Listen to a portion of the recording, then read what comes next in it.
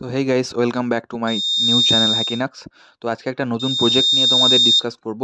যে প্রজেক্টটা হচ্ছে মোশন সেন্সার, মানে এই সেন্সারটার সামনে যদি কোনো পার্সন চলে আসে তাহলে কিন্তু তোমরা সাউন্ড পাবে, মানে অ্যালার্ম বাজবে, ঠিক আছে?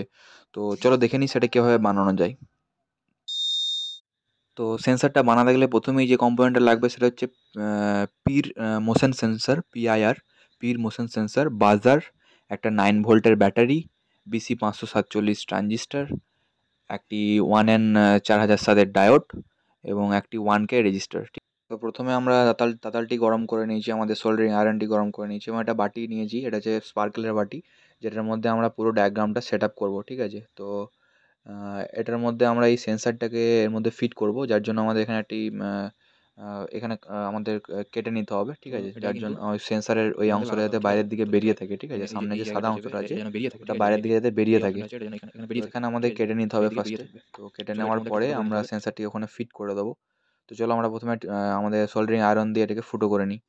তো জাস্ট এভাবে ফুটোটা করে নিতে হবে, যাতে আমাদের বাইরের অংশটা, সাদা অংশটা এটা দিয়ে বেরিয়ে থাকে।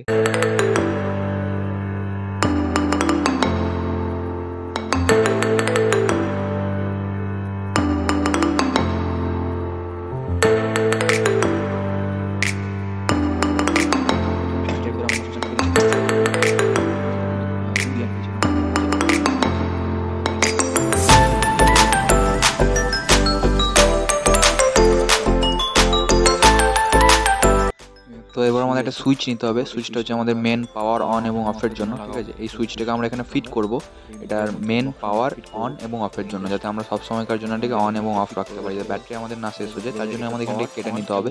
তো এখানটা কেটে নেবো, কেটে নেওয়ার পরে সুইচটিকে এখানে ফিট করে দেবো।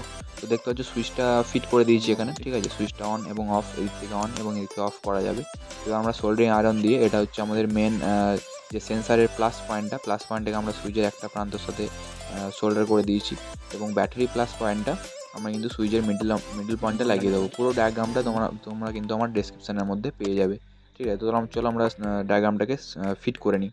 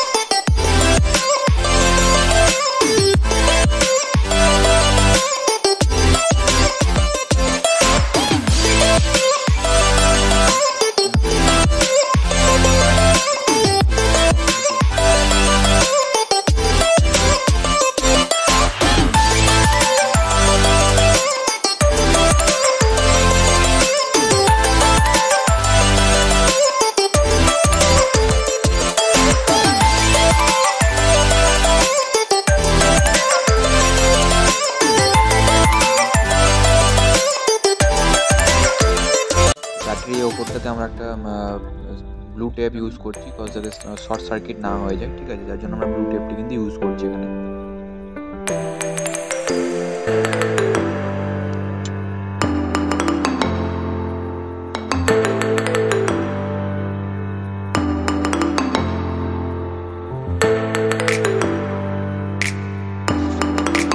তো এই ঢাকনাটার উপরে কিন্তু আমাদের ফুটো করে নিতে হবে, যাতে বাজারের সাউন্ডটা বাইরের দিকে বেরিয়ে আসে। পুরোটা যদি ঠিক মতো না হয় তাহলে কিন্তু বাজারের সাউন্ডটা আসবে।